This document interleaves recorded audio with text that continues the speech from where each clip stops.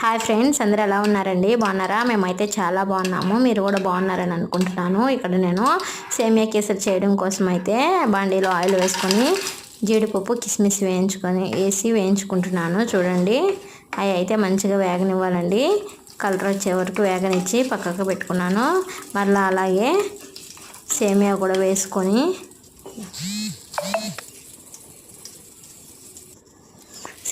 వేసుకొని వేయించుకుంటున్నాను ఫ్రెండ్స్. చూడండి, సేమియా కూడా మంచిగా ఫ్రై అయ్యాయి ఫ్రెండ్స్. ఇప్పుడు అవి కూడా తీసి పక్కకు పెట్టుకొని వాటర్ అయితే మరిగించుకున్నాను. ముందుగా వేపించిన సేమియాలు దాంట్లో వేసుకొని చక్కగా ఉడకనిచ్చాను ఫ్రెండ్స్. ఆ తర్వాత అది దగ్గర పడిన తర్వాత షుగర్ వేసుకొని మంచిగా కలిపి అది కూడా దగ్గర పడిన తర్వాత యాలకుల పొడి వేసుకున్నాను. అదేవిధంగా ఫుడ్ కలర్ కూడా వేసుకున్నాను.